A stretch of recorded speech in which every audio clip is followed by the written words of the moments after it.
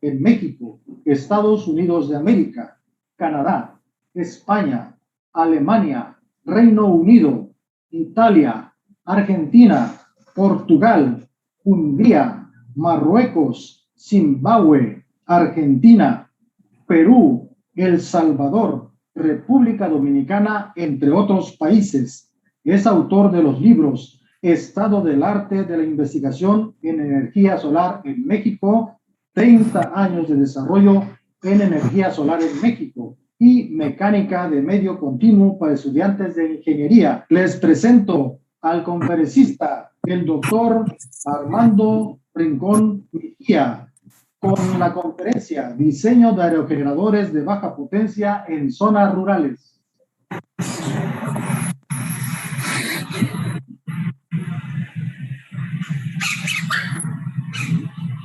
Muy buenos días a todos. Muchísimas gracias por la invitación para platicar con los estudiantes del Instituto Tecnológico de Tehuantepec. Es un gran honor para mí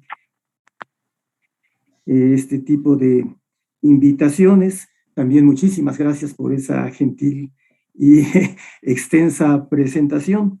En realidad, pues soy un humilde profesor desde hace más de 45 años y bueno, les voy a platicar un poco sobre el diseño de turbinas eólicas para aplicaciones sostenibles, para que la apliquemos nosotros en nuestro beneficio. Claro que para esto habría que enmarcar cómo está el asunto eólico a nivel mundial y ustedes lo deben conocer muy bien porque están en la zona entonces déjenme compartir la pantalla. Voy a compartir mi pantalla. Espero que se pueda. ¿Dónde está aquí? Ay, Dios, la conexión dice que es inestable. Bueno, ¿tengo permiso para activar la pantalla? ¿Compartir mi pantalla? Correcto, doctor. ¿Ya le están viendo? Correcto. Perfecto. Sí, doctor. Bueno, entonces, ¿sí están viendo la pantalla? Perdón, es que yo no veo. Se ve bien, doctor. Adelante. Sí, se está Perfecto, viendo. muy bien. Oh, fantástico. Bueno, entonces el tema era diseño de aerogeneradores de baja potencia para zonas rurales. Tenemos todavía buen tiempo para platicar. Yo diría que el objetivo sería, pues, esencialmente aprovechar esta oportunidad, ¿verdad? Para hablar sobre el viento, ¿verdad? Y la oportunidad que tenemos nosotros para aprovecharlo en nuestro beneficio, no en beneficio de otros, como está realmente ocurriendo últimamente. Entonces, hay que aprovechar la oportunidad para que vamos a dejar un buen tiempo para preguntas y respuestas para hablar sobre, a ver, qué posibilidades tenemos para aprovecharlo sustentablemente, es decir, de manera sostenible. Y cuando hablamos de sostenibilidad, como mencionaré más adelante, pues esto implica la parte económica, pero la parte ambiental la primera, y sobre todo que sea benéfico para todo mundo. ¿Va? Si no se cumple con esas tres condiciones, pues no podemos hablar de sostenibilidad. Ahora, ya entrando al viento, fíjense que es la fuente energética para dar potencia que se ha aplicado, se ha aprovechado desde hace milenios. ¿Va? Tenemos ilustraciones que sabemos que tienen más de 4.000 años, por ejemplo, en navíos egipcios, anteriores incluso a cuando se construyeron las pirámides. Bueno, pues ya estaban aprovechando el viento para propulsar barcos. Y a la fecha, en estos últimos meses, últimos años, está otra vez volviendo a retomarse el interés para impulsar a los grandes barcos con velas, ¿verdad? ¿Por qué? Pues porque permite ahorrar muchísimo, muchísimo combustible, ¿no? Actualmente esos barcos que llevan muchas mercancías y son muchos grandes, están contaminando, están echando muchos miles de toneladas de dióxido de carbono y otros gases, ¿verdad?, al ambiente, y eso pues ya es algo que se ha vuelto insostenible. En estos días estamos padeciendo aquí en el centro del país inundaciones, ¿no? Inundaciones en Tula, inundaciones en los alrededores de la Ciudad de México, pero también está llegando ahora un huracán a Los Cabos, y bueno, el ambiente está ya tan deteriorado que hace unos días el panel intergubernamental de cambio climático pues ya nos alertó que no podemos seguir con más de lo mismo, que ya vayamos pensando en ir dejando el carbón y los combustibles fósiles allá abajo, y la opción que tenemos para energizarnos pues es utilizar la energía eólica, la energía solar y las demás renovables. Ahora, también se puso de moda Afganistán, ¿verdad? Una gran derrota que han sufrido los americanos, los gringos ahí después de 20 años, han sido corridos de lugar y están ahora que los talibanes, un desastre. Pero esa zona de Afganistán, pues es una zona donde también sabemos, porque hay vestigios arqueológicos, alguno como el que ven aquí, en de que se ha aplicado la energía eólica, pues en aquellos tiempos era principalmente para moler granos, ¿no? Y esa tecnología de milenios, ¿verdad?, pues fue copiada por los cruzados, ahí que llegaron, fueron de Europa y fueron a esa zona y vieron a varias turbinas funcionando, la gente los usaba para moler granos, pero también para bombeo, ¿no? Sabemos que hay registros por allí, ¿verdad?, de que en Babilonia, Nabucodonosor, ¿verdad?, estaba irrigando sus jardines colgantes con aerobombas. O sea, es una tecnología muy antigua que pues ha seguido, que ha tenido evolución importante en los últimos tiempos. Claro, a nosotros nos platican, ¿verdad?, que allá en Holanda, en Europa, en las islas griegas, ¿verdad?, hubo muy buenos desarrollos en los últimos 4 siglos, y que los holandeses le ganaron terreno al mar, bombearon agua para ir secando y ganando terreno, y así es, ¿verdad?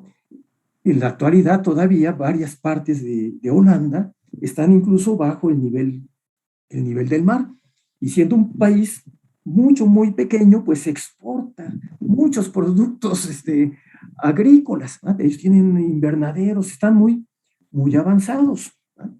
Y pues siguen también pensando en aprovechar ahora la energía del viento, no para estar bombeando agua, sino para generar energía eléctrica en grandes cantidades.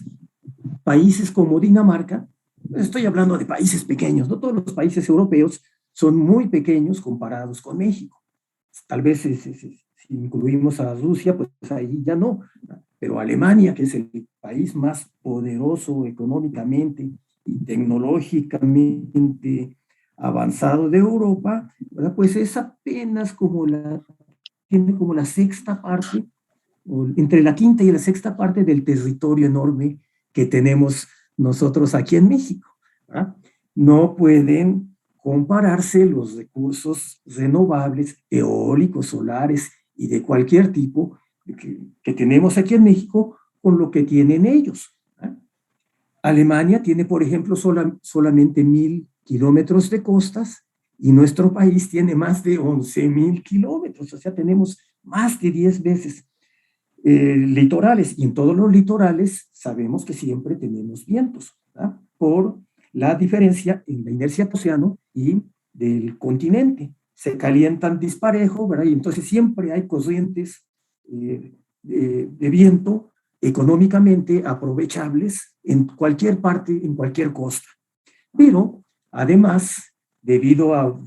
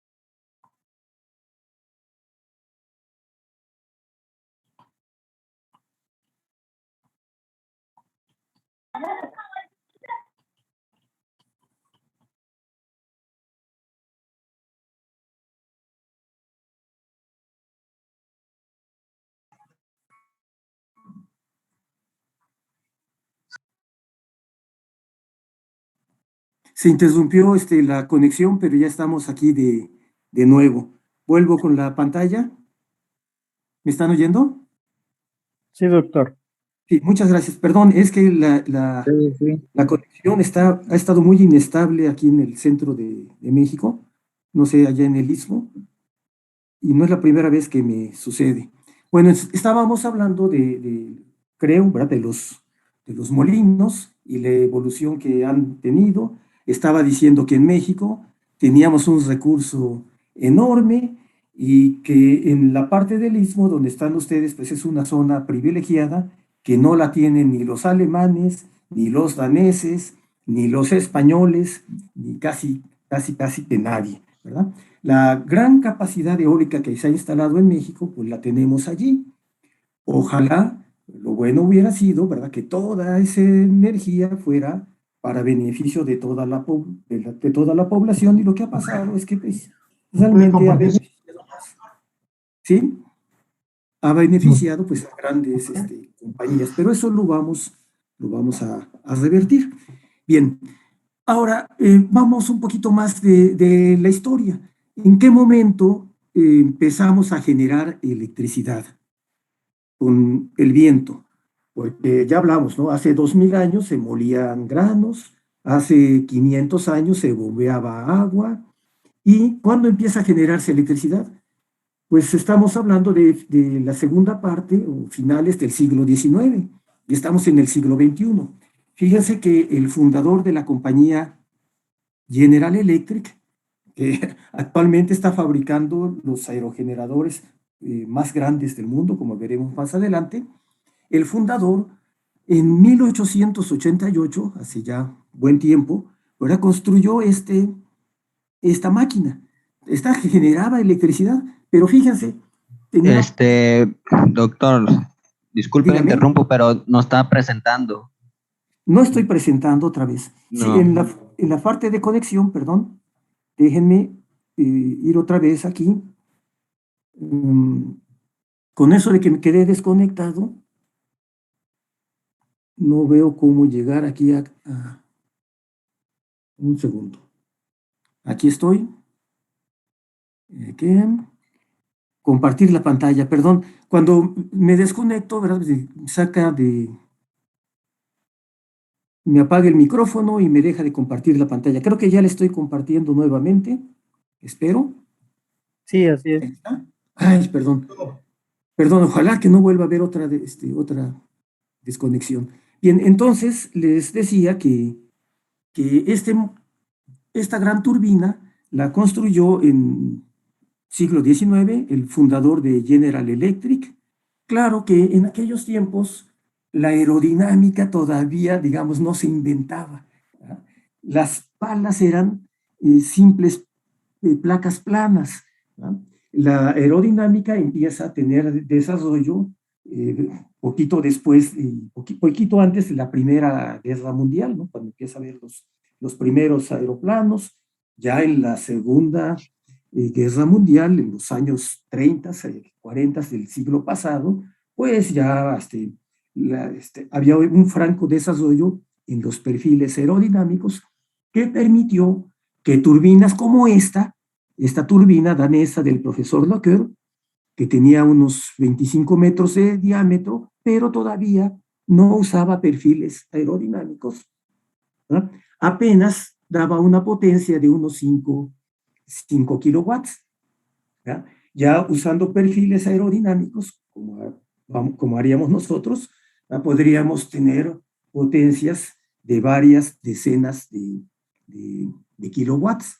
Actualmente las turbinas más grandes que están construyendo los chinos son de megawatts, ¿verdad? De millones de watts. Bueno, entonces les cuento que el profesor Laqueur, que era un profesor de Dinamarca, también de finales del siglo XIX, ¿verdad? Él empezó a hacer estudios y se dio cuenta que no era necesario usar cientos o muchas palas, sino que podía usar menos palas, pero girando a mayor velocidad. O sea, los daneses empezaron desde aquellos tiempos, ¿verdad? Gracias a este señor que le estoy mostrando en la foto, a imponer una tecnología, ¿verdad? Y a la fecha siguen manteniéndose, ¿verdad? Como fuertes líderes en tecnología eólica. De los grandes fabricantes de turbinas está Vestas, ¿verdad?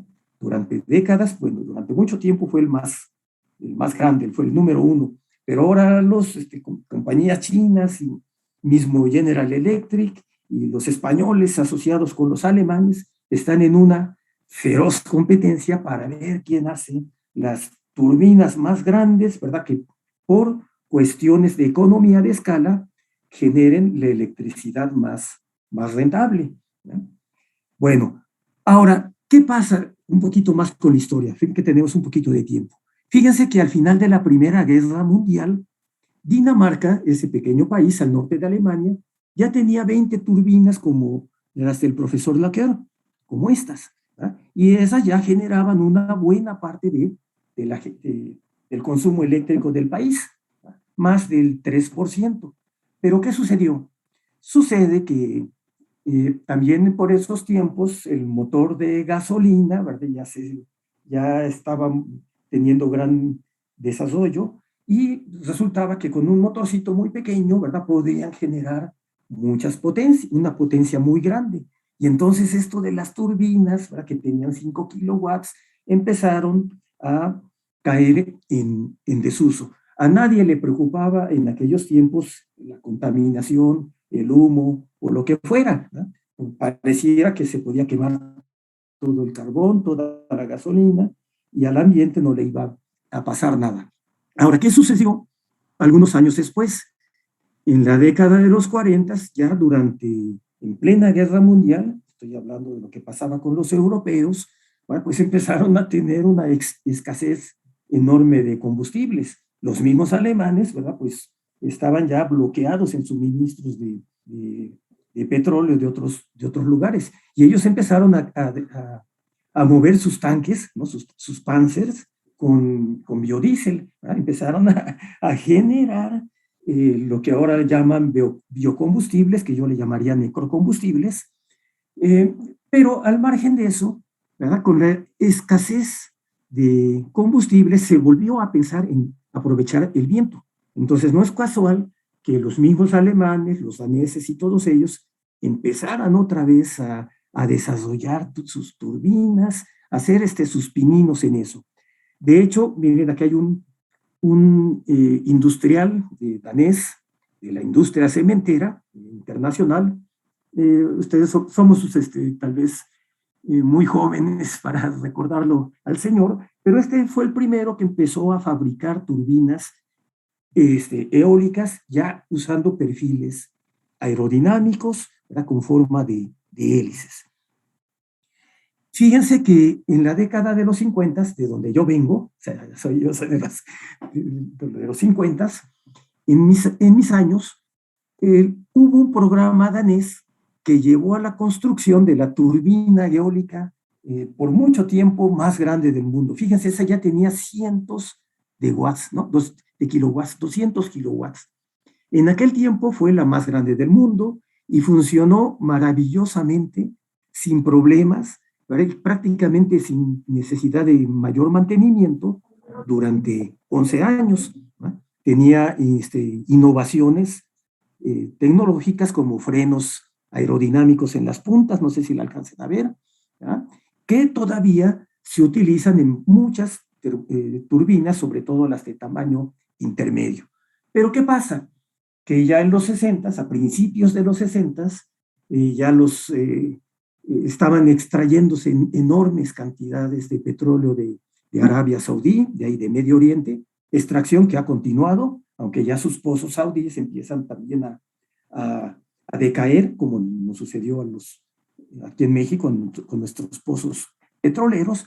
Bueno, se inundó el mundo de petróleo barato, ¿no? Y entonces, al tener petróleo barato, otra vez el interés por la energía eólica y las otras renovables se perdió, ¿no?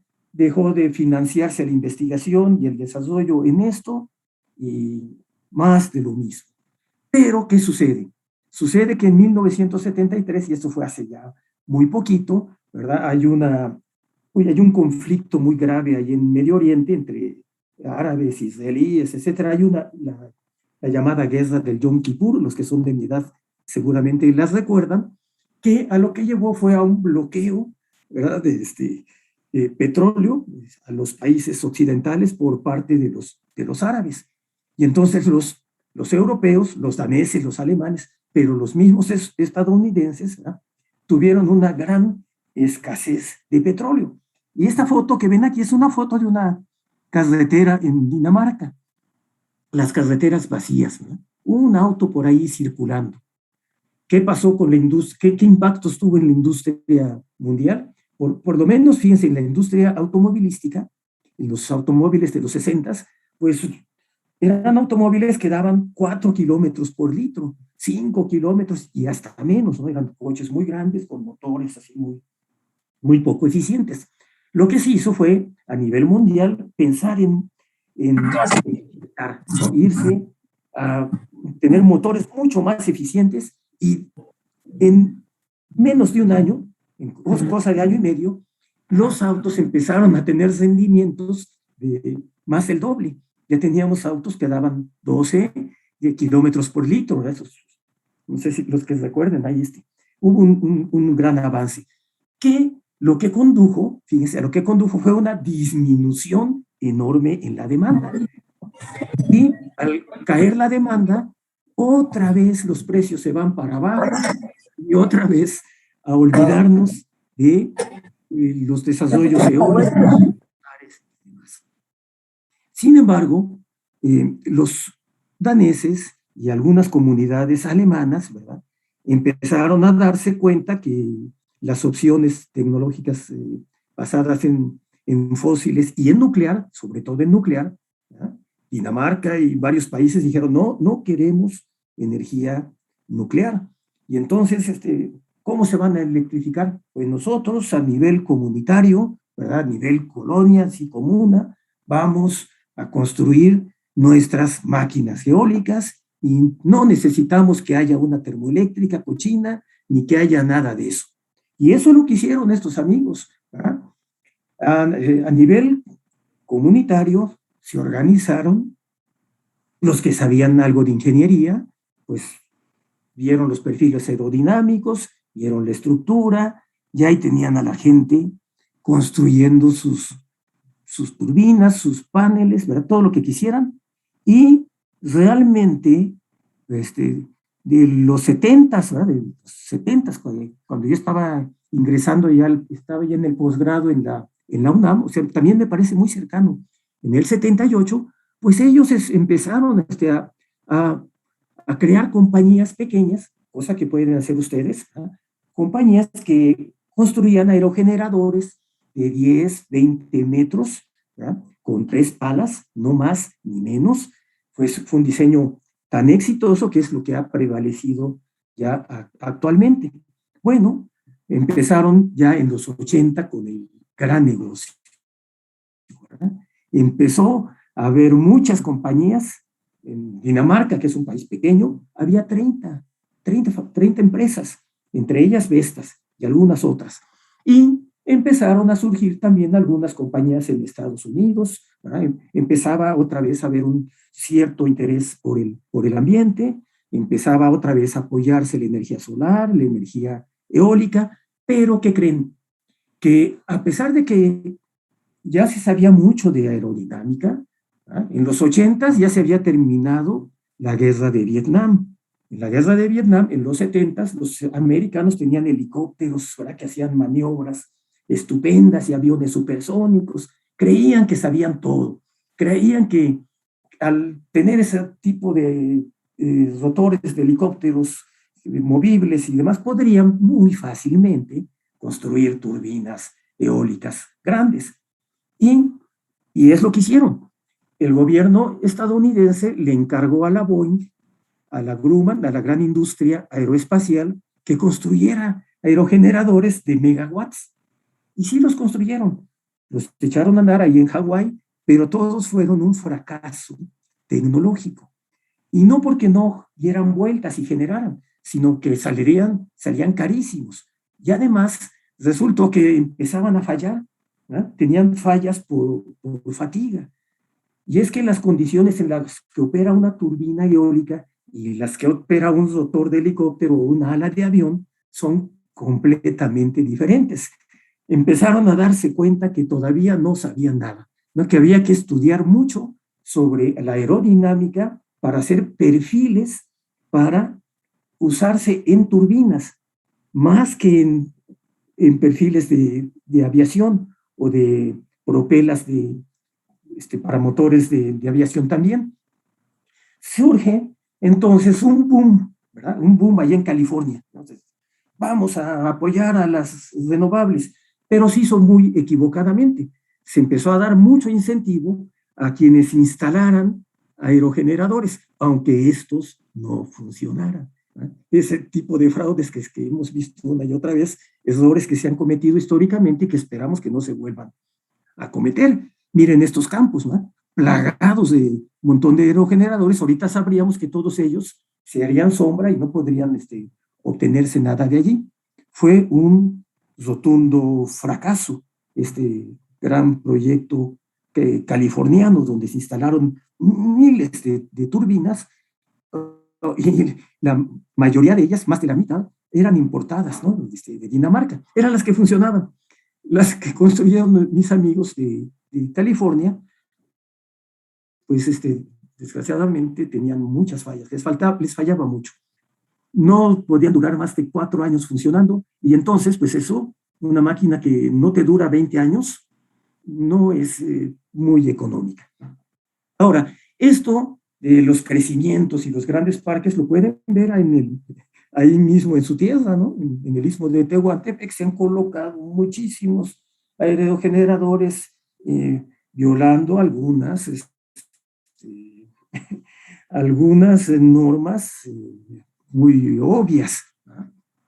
Y lo mismo sucede con las instalaciones fotovoltaicas, ¿verdad? Ahora está muy de moda la reforma y la contrarreforma energética. Pues lo que estábamos viendo es que se estaban instalando así grandes campos fotovoltaicos donde se quitaba la vegetación que hubiera. La fotografía que les estoy mostrando está en el desierto de Mojave, allí en California, pero es zona desértica. Imagínense instalar esto en la península de Yucatán o en Oaxaca, ¿no? Desmontar selva y para poner esto, pues no es sostenible, ¿no? Podemos obtener mucha energía solar y muy limpia, pero no es sostenible. Y entonces, aquí paso a dar un punto de vista, ¿no? Hace 2 años edité este libro. Este libro lo están usando en cientos de universidades en el mundo. En todas las universidades donde se estudian, donde se hace investigación sobre fuentes renovables, lo tienen en sus bibliotecas. Lo que hice fue, en aquella ocasión, fue en 2018, hace ya 3 años, invitar a los grupos de investigación que estuvieran trabajando en tecnologías líderes, incluyendo la eólica, por supuesto. Y entonces, si había gente que trabajara, por ejemplo, almacenamiento térmico, almacenamiento de energía, que es en forma térmica, o en forma electroquímica, o en forma de supercondensadores, pues los invité para que escribieran un capítulo en este libro, ¿verdad? Este libro, pues es un libro con, no me acuerdo cuántos capítulos, ahí dice, ¿verdad? Con muchos coautores, 50 coautores, ¿verdad? Incluían, por ejemplo, la producción de nuevos combustibles sintéticos, a partir de energía solar concentrada y dióxido de carbono del aire, ¿no? Aquí en este grupo participan los alemanes, es una tecnología de un grupo del Centro Alemán Aeroespacial, pero resulta que los alemanes, pues sí tienen algo de viento, pero no tienen sol. Entonces lo que hicieron, pues fue irse a trabajar con los amigos, los colegas de Madrid. Allá en España, pues en el sur de España, sí hay algo de sol. Por cierto, los alemanes aprendieron energía solar en México, allá en Baja California, en los años, a principios de los años 80. Tenían su centro de investigación. Bueno, en este libro, pues yo escribo un capítulo, ¿verdad?, sobre la sostenibilidad de los sistemas eólicos. No alcanzan a leer tal vez, pero ese es el capítulo 17. Si pueden encontrar el libro, ya lo pueden descargar pirata por ahí, para no comprarlo, es carísimo. Sí les recomendaría que leyeran la parte de las tecnologías emergentes. Pero volviendo a la sostenibilidad, porque a mí me preocupa, ¿verdad?, que todo lo que apliquemos sea sostenible. ¿Ya?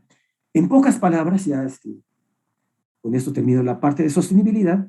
Esto de la sostenibilidad es un concepto que describe, aquí pongo, quizás una utópica habilidad para progresar en periodos larguísimos, por milenios, no por sexenios, ¿verdad? Es más, idealmente mientras nosotros estemos vivos, ¿verdad? Estar avanzando hacia el bienestar de todos.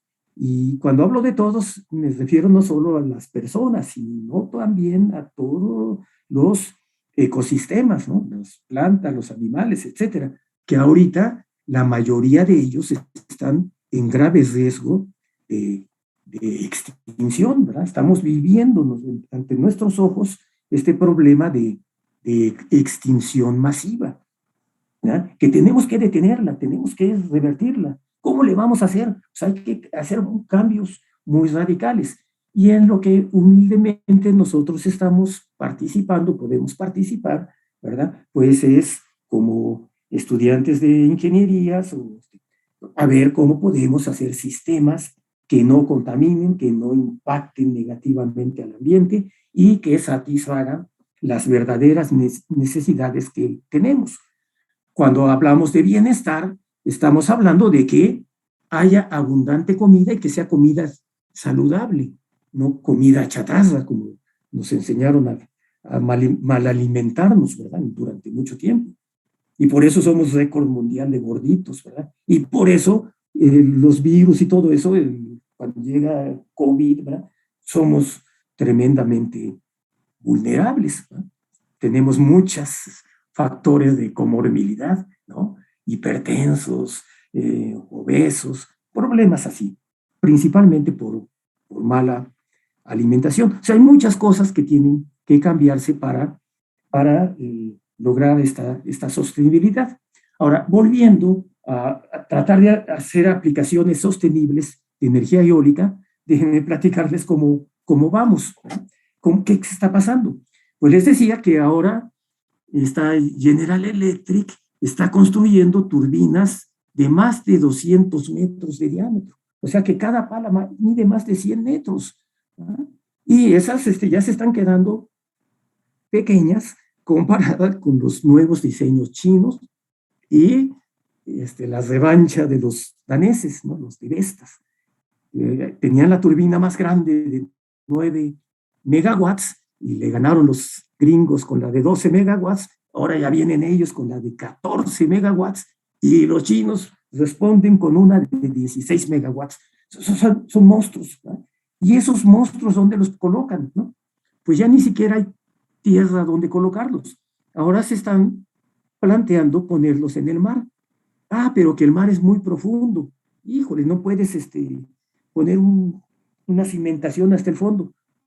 No, pues se hacen ya turbinas que son flotantes, ¿no?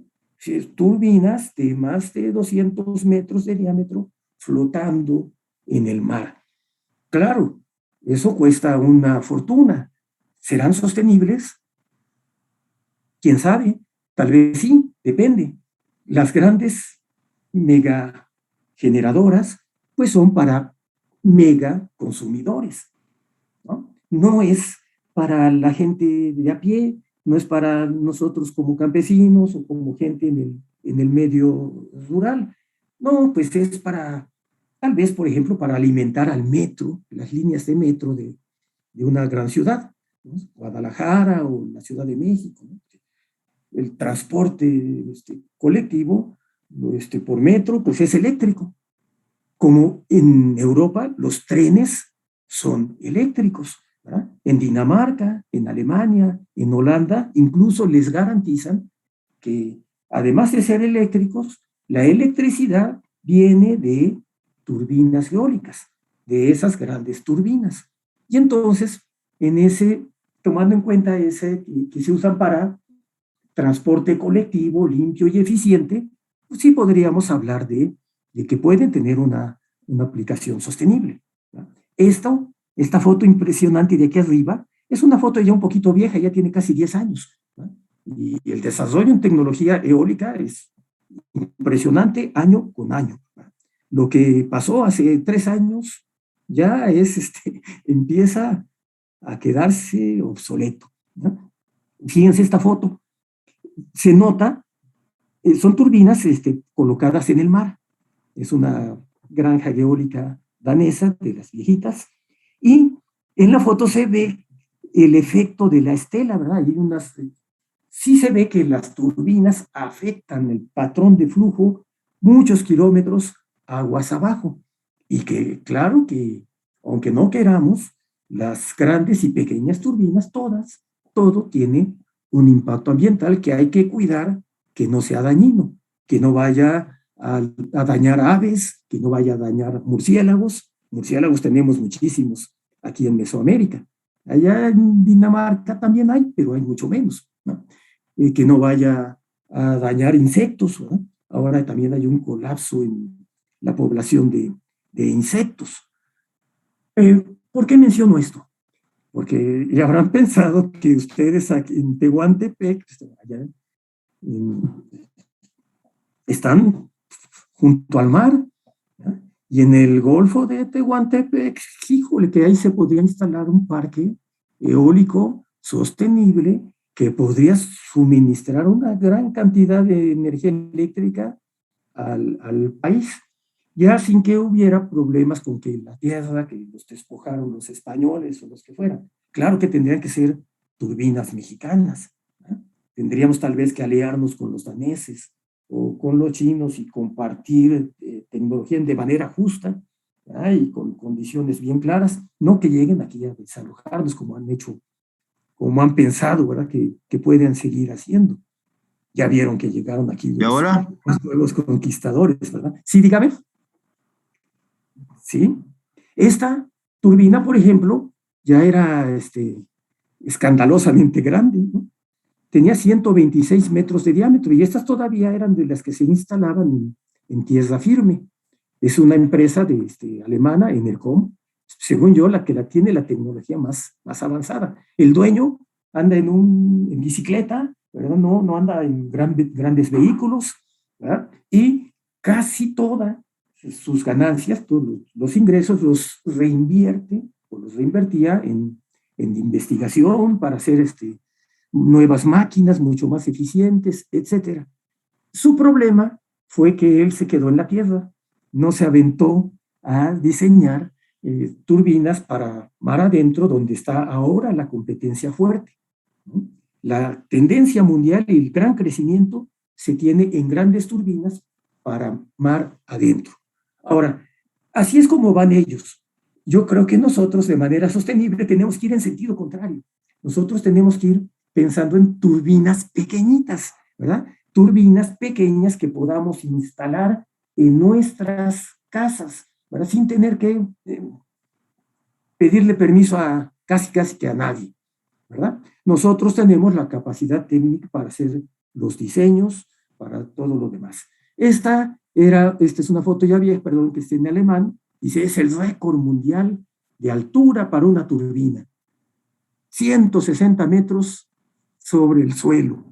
Esto, pues, se queda ya atrasado, ¿verdad? Con esta turbina, ¿no? La más grande del mundo que ya está en pruebas, ¿no?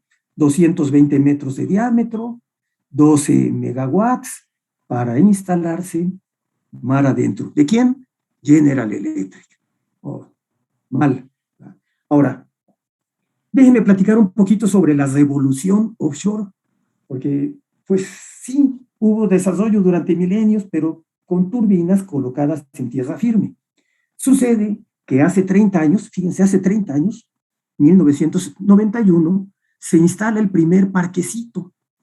Ahora lo veríamos como un parquecito eólico, ¿verdad? Con solamente 11 turbinas, aquí las pueden contar, ¿verdad? En total daban menos de 500 megawatts, ¿verdad? 0.5, bueno, una capacidad total de menos de 5 megawatts. ¿Qué pasó 20 años después? En 2013 ya hay un parque, también allí en Dinamarca, que ya ocupa aproximadamente 100 kilómetros cuadrados de costa, con más de 110 turbinas, 111 turbinas. ¿Ya? Este campo nuevo, bueno, ahora ya es viejo, ya va para 20 años, no, perdón, ya va para 10 años, ¿no? Tiene 18 años. Este ya era 80 veces más grande que este de aquí. Pero ¿qué pasa? Que ahora, ¿verdad? Los ingleses, los británicos, los daneses, todos ellos están pensando ya en parques, pero que son cientos de veces más grandes que este primer parquecito. 200, 300, 400, o sea, están ya pensando en que la energía eléctrica que van a generar no va a ser nuclear, no van a estar quemando gas, no tienen gas. Bueno, sí tienen un poco de gas los británicos, tienen petróleo en el Mar del Norte. Los alemanes no, los alemanes le compran a Putin, ¿verdad? Le compran a los rusos y allá, ¿verdad? Están, fíjense, pensando en turbinas de 7 megawatts. Mira, este parque, donde participan varios mexicanos, varios estudiantes de nosotros, egresados de la UNAM, ¿verdad? Ingenieros civiles, ingenieros mecánicos, estaban dirigiendo algunos de ellos estos grandes parques mar adentro. Se han tenido que ir a trabajar allá porque pues aquí no hay parques de ellos, estos. Esto era suficiente para electrificar, por ejemplo, más de 1 millón de casas. 1 millón de casas europeas que consumen mucho más energía eléctrica que la que consumimos nosotros. Pero eso no más fue el principio. Estos son algunos proyectos que tienen en construcción y algunos ya terminándolos. Son ya proyectos de gigawatts, de miles de megawatts. Y fíjense, además de esta plantita, dice, pongo aquí, Gran Bretaña tiene planes de ingeniería, con el tiempo, ya son las 11, tengo que apurarme, y tiene planes para más de 15 gigawatts eólicos en mar adentro. 15 gigawatts es mucho más que la capacidad que tenemos en México con todas las grandes hidroeléctricas.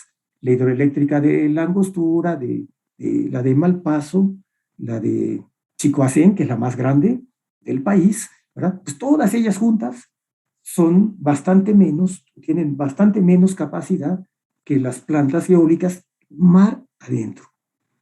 Al grado llega la locura, ¿verdad? De que ya están con la construcción de toda una isla, ¿verdad? Una isla artificial a medio mar del norte, allá entre Gran Bretaña, entre Holanda, Alemania y Escandinavia. Resulta que en esta parte el mar es muy poco profundo, tiene como 15 metros, 13 metros, está muy bajito. Entonces es técnica, económica, ya hicieron sus cuentas, ¿verdad? Incluso hablan de que sí es sostenible construir toda una isla de varios kilómetros cuadrados, artificial, con aeropuerto, esto que ven aquí es un aeropuerto, donde colocarían un montón de turbinas de muy grande capacidad, donde no hay aves, donde no hay impactos graves al ambiente, y donde además los vientos son sostenidos y son intensos, no hay obstáculos.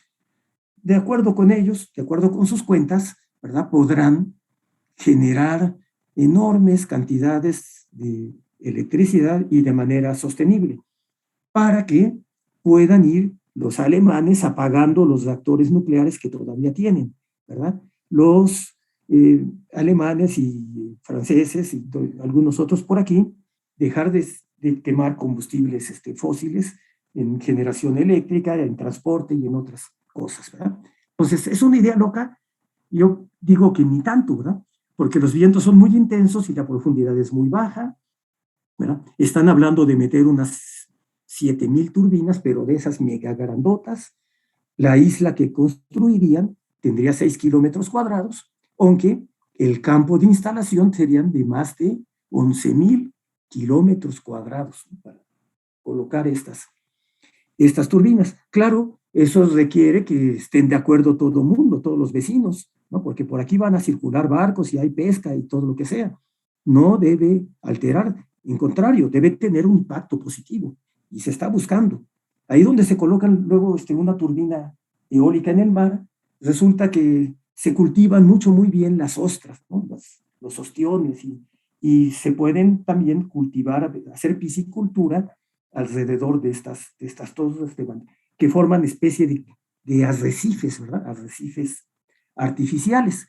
Bueno, hay cambios tecnológicos importantes. Por ejemplo, esa tecnología de corriente alterna, que es la que usamos en todos lados, con la que Comisión Federal nos suministra electricidad, ¿no? Es corriente alterna a 60 Hz, etcétera. No, para la transmisión de grandes cantidades de electricidad con muy pocas pérdidas, la tecnología es de corriente directa, ¿verdad?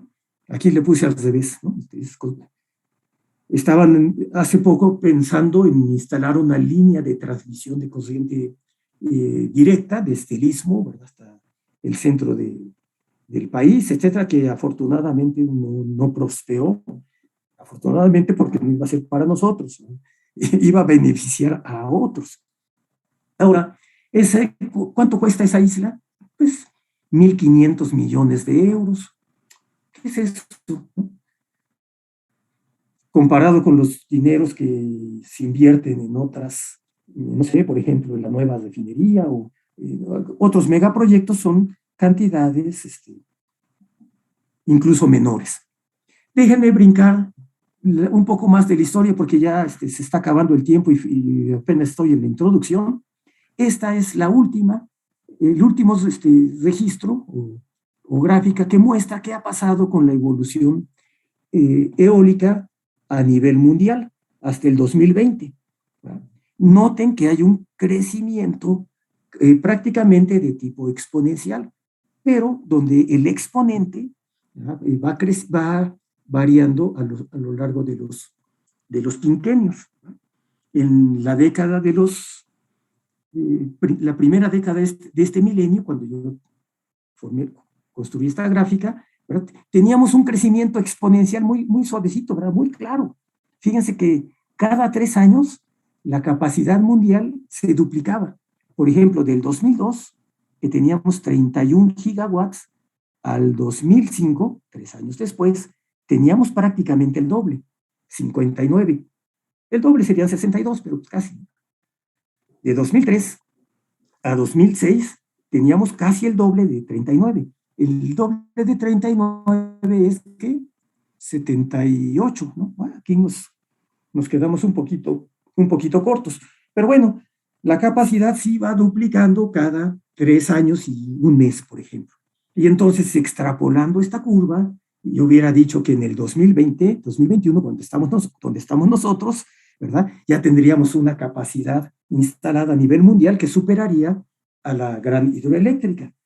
No fue así, ¿verdad? A partir del 2010, siguió creciendo exponencialmente, pero a una tasa más pequeña. Y a partir de 2015 se disminuyó aún más por varias razones.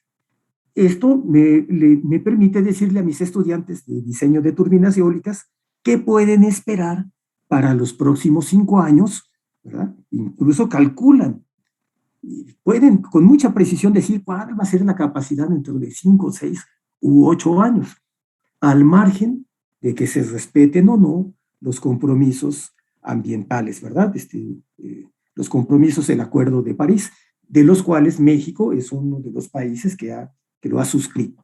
Ahora, ya entrando al diseño de turbinas, no estoy compartiendo, no, en el fondo, creo que tengo un fiordo quebecois, de Quebec, pero atrás de mí tengo estas cuentas, porque estaba dando mi clase antes de empezar la plática, sobre diseño de turbinas, y conocen, por ejemplo, el famoso límite de Betz, que nos dice que cuando mucho nosotros podemos aprovechar el 59% de la energía cinética que tiene el viento, porque eso es lo que hacen las turbinas eólicas, ¿no? Transformar energía cinética del viento en energía mecánica en un eje, y esa energía mecánica, pues actualmente la usamos para mover un generador, ¿no? Pero puede usarse para alguna otra cosa, mover un compresor, etc. Generalmente se usa para generar electricidad. El límite de Betz sería algo así como el límite de Carnot, ¿no?, que tenemos para las máquinas térmicas, ¿no? Ninguna máquina térmica ninguna máquina que opere en ciclos termodinámicos puede alcanzar, y mucho menos superar, el límite de la máquina de Carnot. Bueno, pues así tenemos un límite para turbinas eólicas. Ninguna turbina, a menos que hagamos algún tipo de trampa, ¿no?, puede captar, puede sobrepasar el límite de Betz. Y así como tenemos un límite para las turbinas, también tenemos un límite para las celdas fotovoltaicas, ¿no? Hay un límite termodinámico para la conversión de energía solar a energía eléctrica con celdas de simple unión. Ahora estamos pensando en celdas fotovoltaicas de muchas uniones que utilizan energía solar concentrada, que pueden tener límites de conversión, ¿verdad?, enormes, más grandes que los de una máquina térmica. La tecnología fotovoltaica es una maravilla, ¿verdad? Pero bueno, también estamos un poco atrasados en cuanto a cómo hacer nuestros propios desarrollos y estar compitiendo con los chinos y todos los demás que están desarrollando este tipo de tecnología. Bueno, volviendo al eólico y a nuestros diseños, ¿no? Esta gráfica la tomé de mi capítulo, ¿verdad?, el libro de ese que les presumí hace algún rato, ¿no? Y lo que está mostrando aquí son los coeficientes de potencia, o sea, el rendimiento aerodinámico de las turbinas dependiendo de su velocidad de rotación, que en forma dimensional es lo que llamamos velocidad típica de punta. No sé cuántos de ustedes, si todos lleven varios cursos de diseño de aeromáquinas, ¿verdad? Yo he logrado meter esa materia en la licenciatura en sistemas energéticos sostenibles en la Universidad Autónoma del Estado de México y también en el posgrado en la Universidad Autónoma de la Ciudad de México. La UNAM creo que también ya está tomando cursos de este tipo, donde se le enseña al estudiante a diseñar sus propias turbinas, ¿verdad? Y aquí, miren, tenemos un ejemplo de una turbina en la que hacemos una especie de trampa. Este es propuesto por un colega, Hansen, ¿verdad?, en una publicación que tiene con varios compañeros, ya que tiene más de 10 años, ¿verdad? Él proponía meter una especie de difusores, que en realidad son toberas, ¿verdad?, para que el viento que se acelere al llegar a la turbina, ¿verdad? Y ustedes, no sé si alcanzaron a ver una formulita, yo creo que no se ve, no se alcanza a ver allí, pero la potencia que podemos obtener de la turbina va con el cubo de la velocidad del viento. Entonces es un pequeño incremento en la velocidad del viento, ¿verdad?, produce que nos rinda mucho más, nos dé mucho más potencia. Eso es lo que logramos con esto. Y esta aplicación la pueden hacer ustedes, o la podemos hacer en turbinas pequeñas. En turbinas muy grandes, pues no sería práctico poner a una turbina que tiene 200 y tantos metros de diámetro, meterle un difusor que lo envuelva. Es un difusor tridimensional. Sin embargo, sí hay propuestas locas para eso.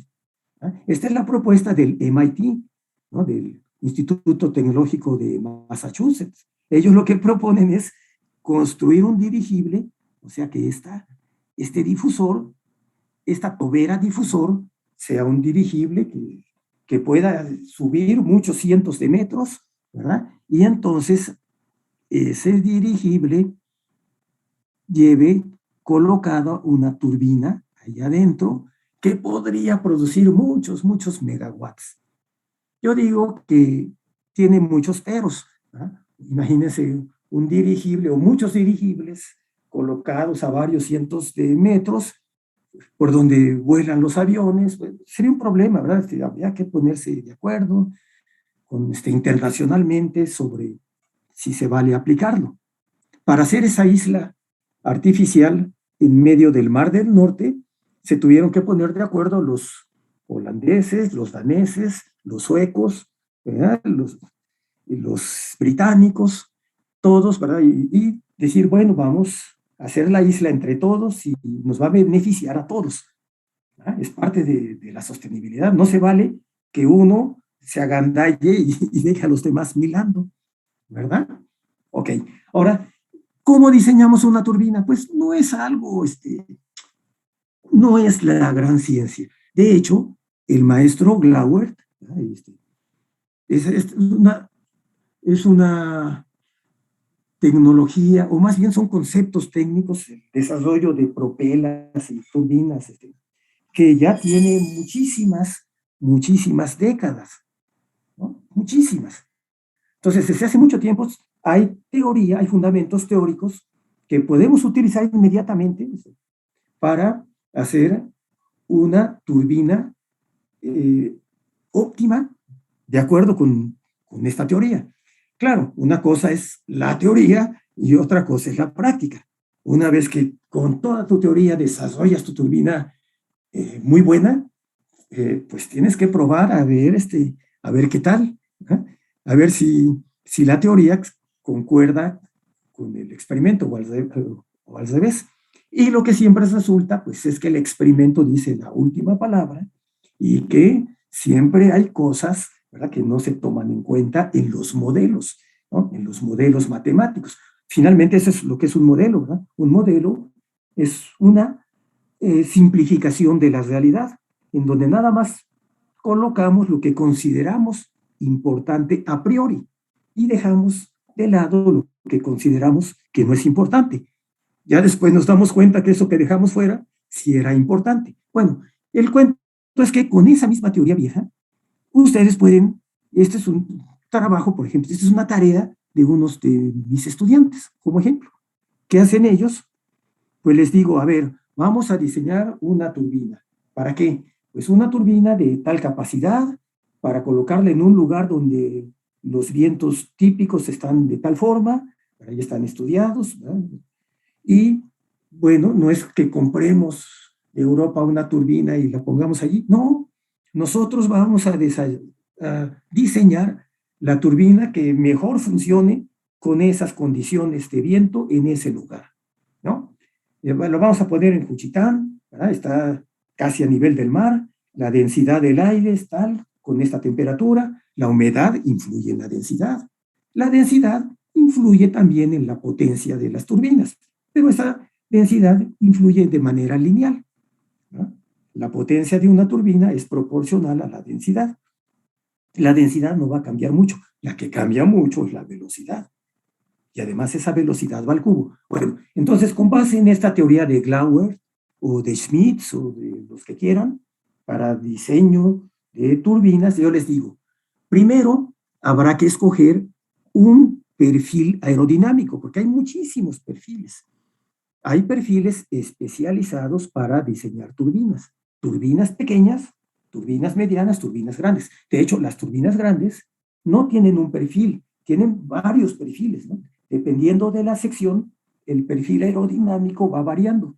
Empiezan muy gordos, ¿verdad?, perfiles así muy gruesos, y se van haciendo más finitos a medida que nos alejamos hasta la orillita. Y en la orillita de la pala le ponemos ahora un dispositivo, una especie de doblez, hay varias variantes, para tratar de suprimir un vórtice que se forma inevitablemente en la orilla de de las turbinas, como también se forma en la orilla de las alas de los aviones.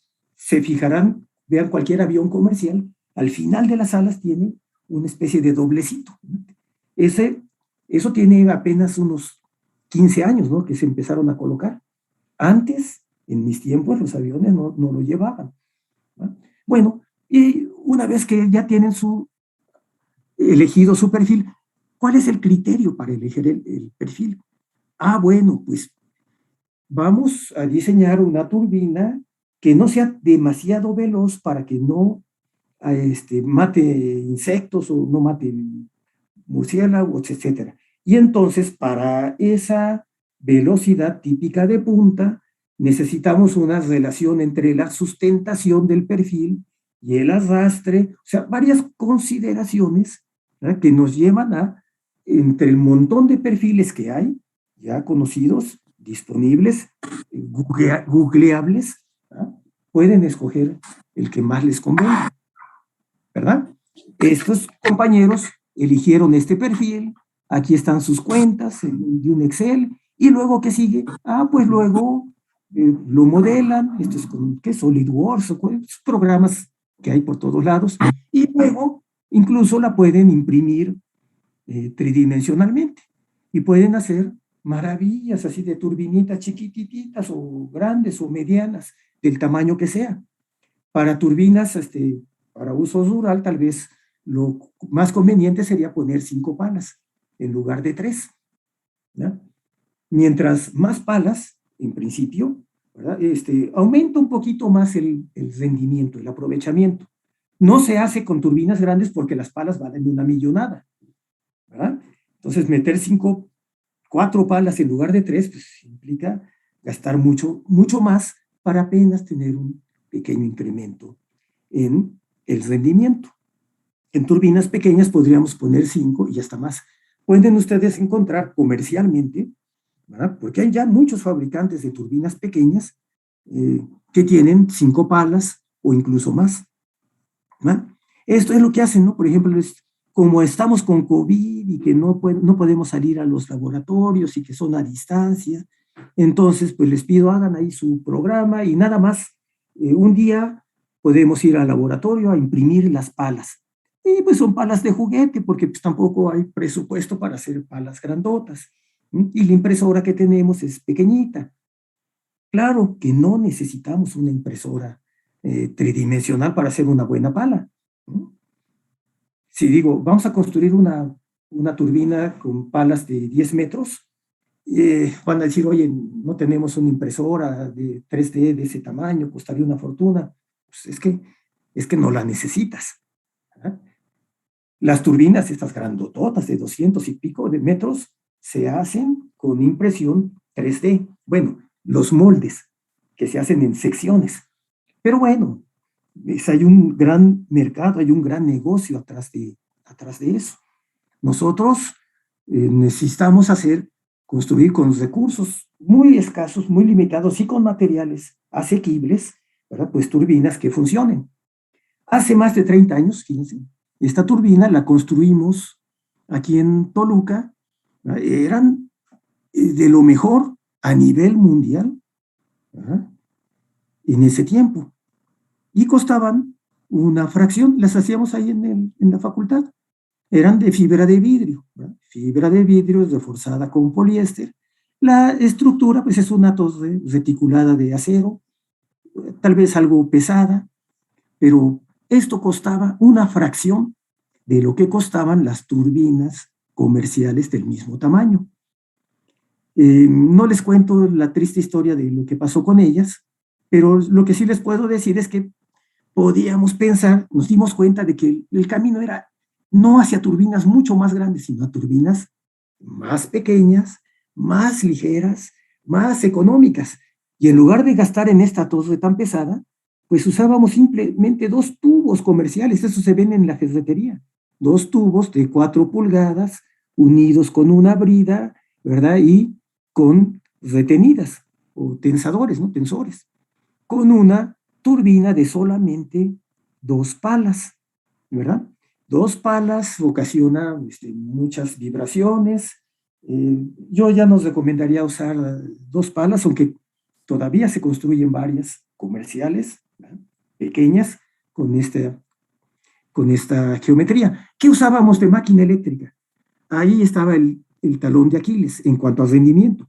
Usábamos simples alternadores de tipo automotriz, que son muy baratos, están en cualquier lado, ¿verdad?, y en cualquier orilla de la carretera, le pueden cambiar los carbones, le pueden dar mantenimiento. ¿Cuál es su problema? Que al no ser de imanes permanentes, ¿verdad?, requieren un chispazo para echarse a andar, y su rendimiento, sobre todo su rendimiento de conversión, es relativamente bajo. ¿Verdad? Normalmente es menos del 80%, 75% y hasta menos, ¿verdad?, de la energía mecánica que le estás metiendo se convierte en electricidad. Cuando una máquina eléctrica para aerogeneradores finos, e imanes permanentes, etcétera, puede tener rendimientos muy por arriba del 90%. Y son comerciales, le pueden comprar a los chinos, ¿no? Quiero 40 motores, 40 generadores. ¿Para qué los quieres? ¿No? ¿Para qué te importa? Yo voy a hacer unas turbinas eólicas aquí en Tehuantepec, y lo que me está fallando, pues lo que me cuesta un poco es la parte eléctrica. En México se fabrican máquinas eléctricas de primera, ¿no? Aquí en Iztapalapa tenemos a los amigos de Potencia Industrial, que ellos construyeron muchísimas decenas de máquinas eléctricas para aerogeneradores. Importaban todo. Cuando se les tronaba un gran transformador en Nueva York y había un apagón tremendo, por tren llegaba el transformador dañado hasta Iztapalapa para que allí se reparara. O sea, tenemos muy buena gente, muy buenos trabajadores, y los mexicanos somos buenos para todo esto, ¿verdad?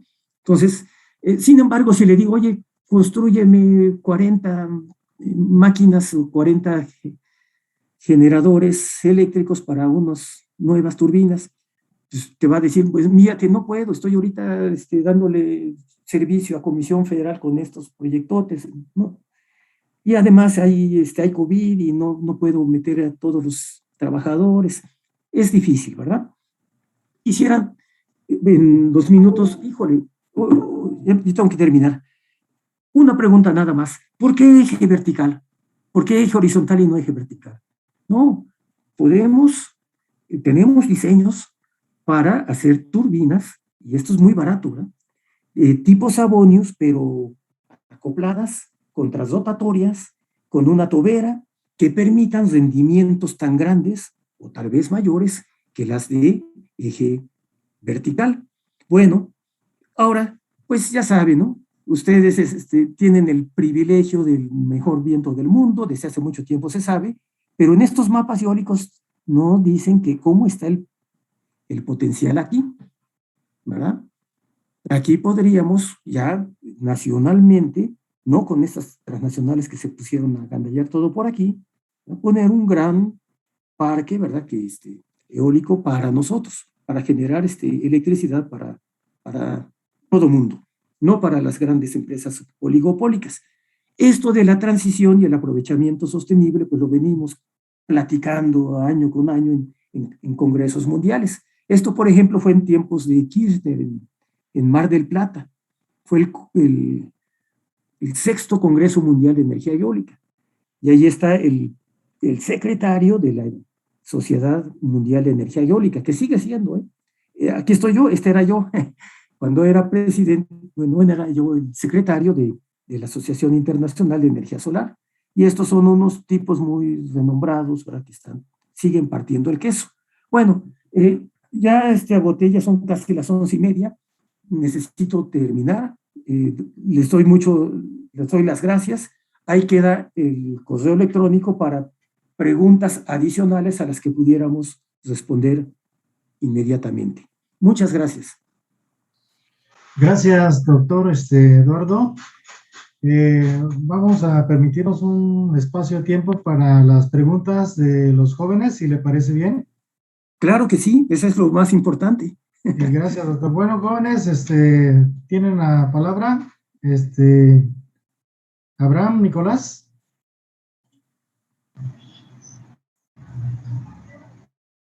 Buenos días, ¿me escuchan? Sí, Abraham. Perfectamente. Ok. Mi pregunta es muy sencilla. ¿Cada cuánto tiempo se le tiene que dar mantenimiento a los aerogeneradores?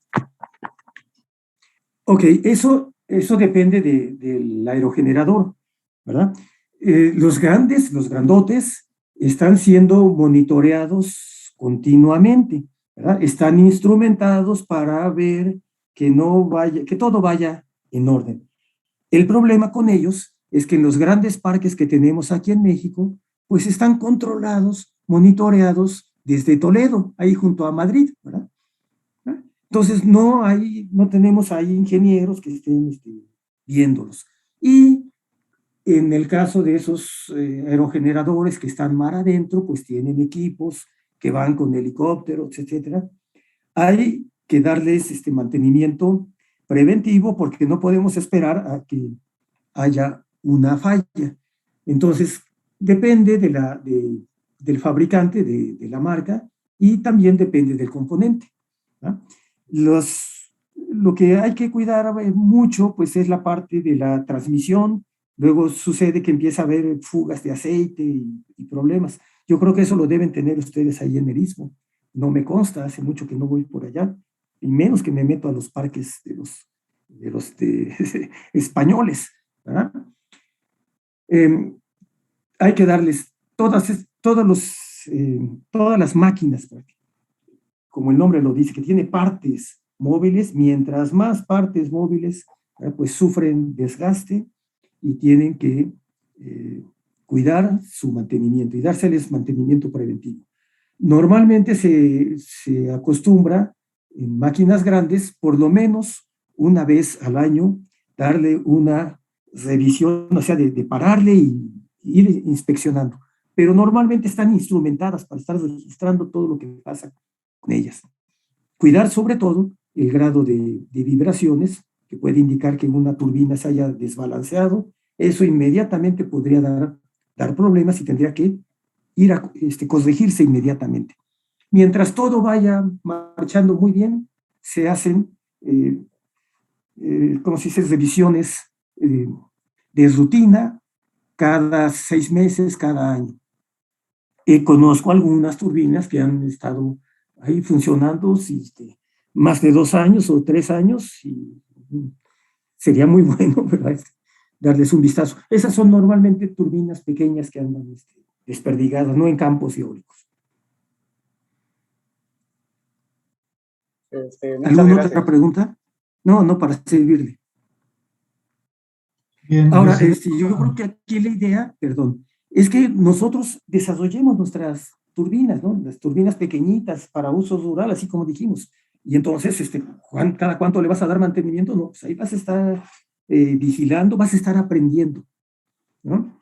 Empezamos a hacer diseños hoy, ¿verdad? Y dentro de 3 años seguimos viendo, seguimos aprendiendo, seguimos corrigiendo cosas que van surgiendo. Eso es normal en toda la tecnología, ¿no? La tecnología aeroespacial, los aviones siguen avanzando, ¿no? Cada vez tienen más estrictas normas, ¿no? A pesar de que los aviones, los vuelos comerciales tienen muchas décadas. ¿Se acuerdan que Carlos Gardel murió en un accidente de aviación hace más de 60 años, ¿no?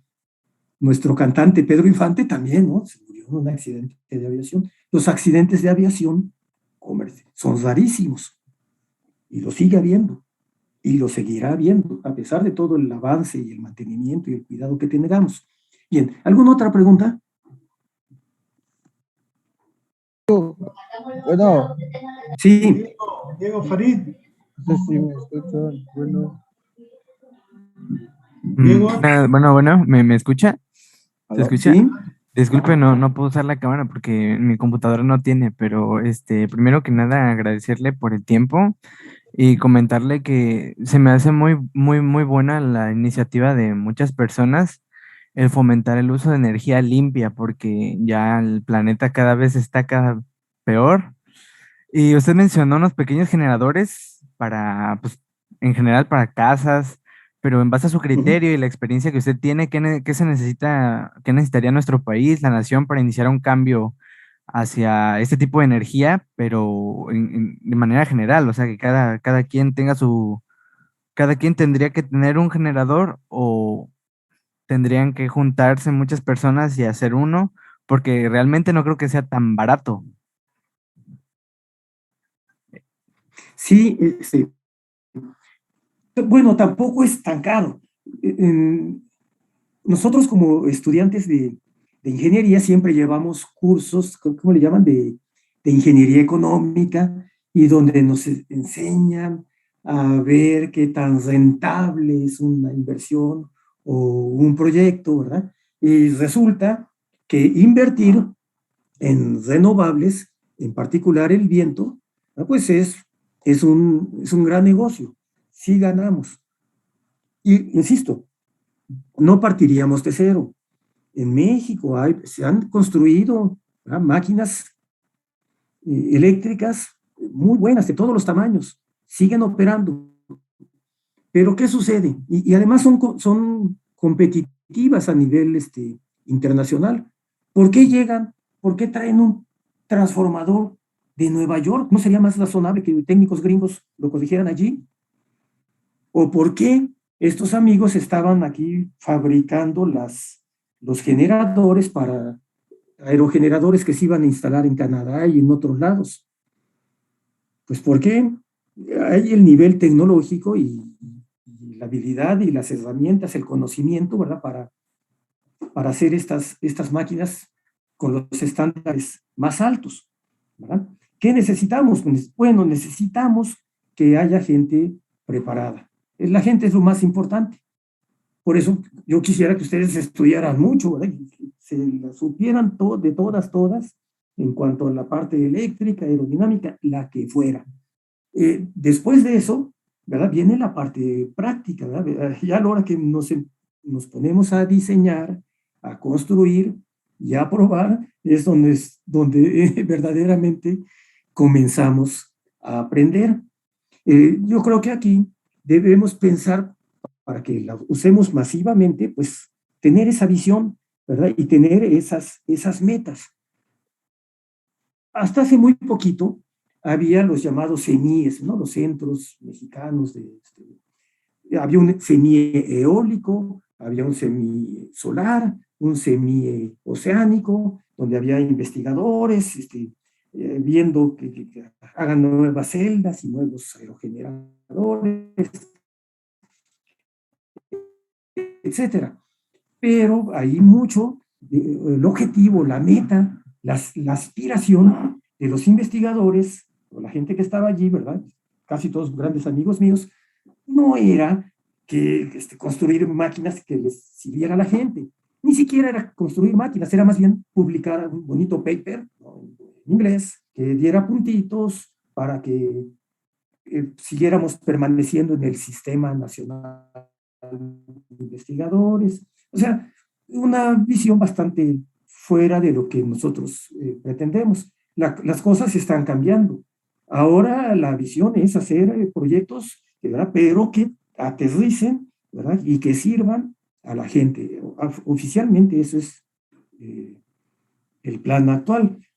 El problema es que sí, está muy bien el dicho y lo que dicen, pero los fondos, ¿verdad?, el apoyo, desgraciadamente muchos, tengo que decir, muchos de los miles de millones que de acuerdo con la ley debían dedicarse a investigación en el sector energético, es decir, los fondos CONACYT, CENER, ¿verdad?, fueron cuajados, fueron congelados y desaparecidos, o más bien desviados, y yo creo que están utilizándose allá en entonces de separación o de destilación en Dos Bocas, ¿no? Entonces, si tienes una investigación y la quieres aplicar, pero no tienes fondos, no hay recursos para eso, pues estás en desventaja. Tenemos que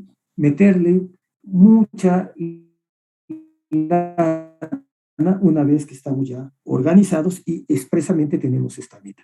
¿Qué hacemos? Sabemos que, por ejemplo, la solar es lo más rentable. Hay alguien, en Tehuantepec no necesitan calentar el agua, ahí necesitan enfriarla porque hace un calor tremendo.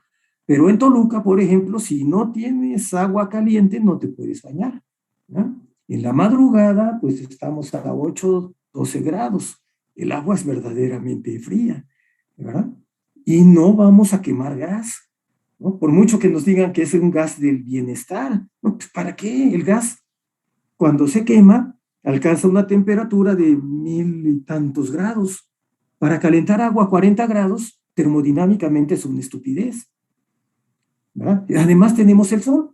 Ahí está el sol gratuito en todo México, en todo el año, ¿no? Con ese sol podemos calentar y también podemos enfriar. O sea, lo estratégico ahorita son los sistemas de aire acondicionado solar nacionales, ¿verdad?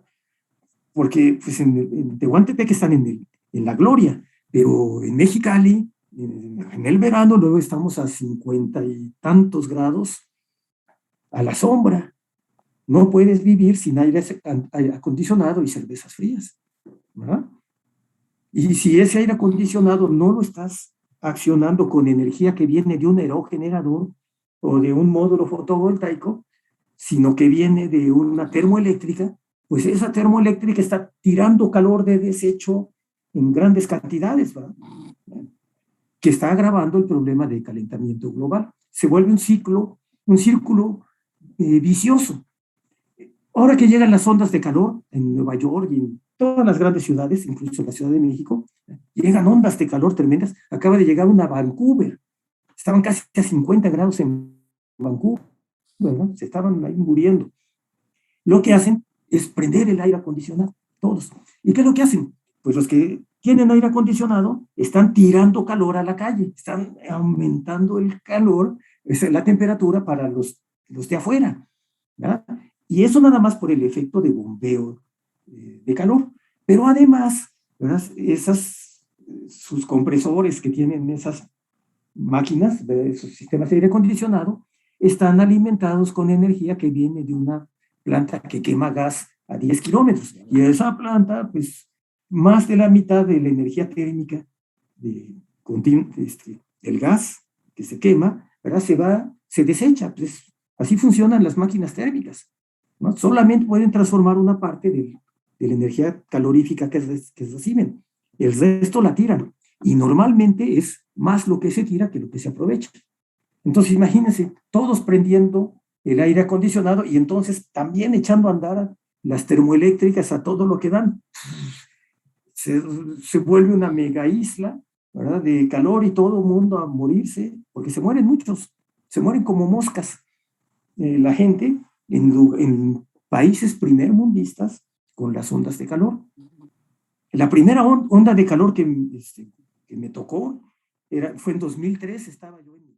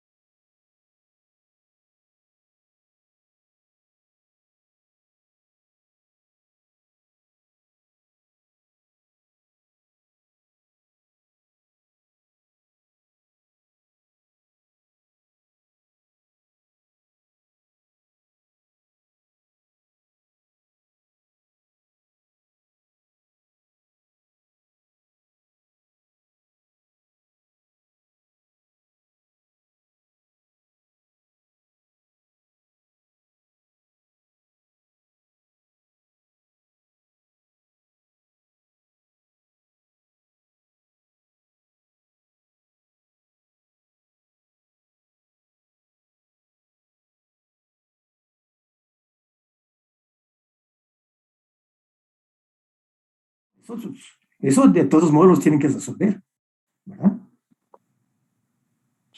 Así todos los planes de estudio, ¿eh? Máquinas eléctricas, máquinas térmicas, aeromáquinas, un curso de geotermia, todo, ¿no? Con fines prácticos, ¿no? A fin de cuentas. Y es la manera en que empiezas a salir del subdesarrollo. Un país, fíjense, ya termino con eso, un país no es independiente, y soberano, y rico, y lo que quieran, si no desarrolla su propia tecnología.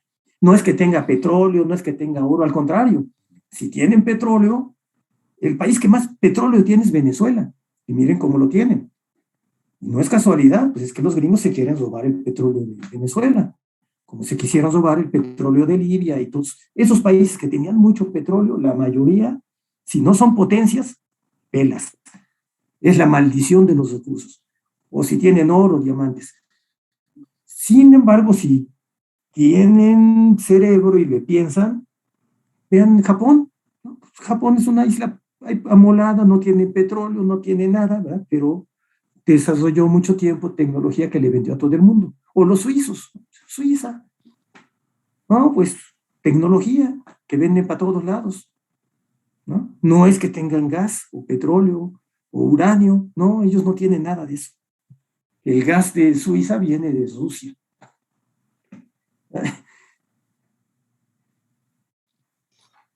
¿Cómo ven? Países ricos desarrollan tecnología, países dependientes la compran todo. Y el esquema neoliberal en que estábamos metidos era, ¿para qué desarrollamos si lo podemos comprar? Y lo podemos comprar barato. Gran trampa, ¿verdad? De ahí queremos salir. Muy bien, doctor. De verdad, muy interesante su plática. Por cuestiones de tiempo y de logística, pues nos hubiese gustado que nuestros muchachos hicieran más preguntas, pero ojalá que se pueda hacer a través del chat y ojalá que nos pueda compartir su conocimiento a través del chat. Ahí le haremos llegar a su correo. Doctor, le agradecemos infinitamente su amabilidad al compartirnos esta muy interesante conferencia, sobre todo por la región en la que nos encontramos, y así también su paciencia y su valioso tiempo, doctor. Le agradecemos infinitamente y me voy a permitir, a nombre del director del Instituto Tecnológico de Salina Cruz, hacer la entrega momentáneamente virtual de un reconocimiento a esta destacada participación. Para ello voy a compartir mi pantalla. Muchas gracias. Bien, Secretaría de Educación Pública, Tecnológico Nacional de México, Instituto Tecnológico de Salina Cruz, otorga el presente reconocimiento al doctor Eduardo Rincón Mejía por haber dictado la conferencia virtual denominada Diseño de aerogeneradores de baja potencia para zonas rurales, realizada en el marco del 28º aniversario del Instituto Tecnológico de Salina Cruz, septiembre 10 del año 2021, firma el maestro Macario Quiroz Cortés, director de nuestra institución. Pues que todo sea para bien de nuestros muchachos, de la comunidad tecnológica, y le reitero nuestro agradecimiento y nuestro reconocimiento, doctor, por su valiosa aportación a la comunidad tecnológica. Muchas gracias. Yo soy el que da las gracias. Muchas gracias por la oportunidad. Es un gran placer para mí. Que no sea Saludos, buen Rincón. Saludos cordiales, Rincón. Saludos, gracias mil, ingenieros Díaz. Qué gusto. Igualmente. Doctor, gracias. Gracias.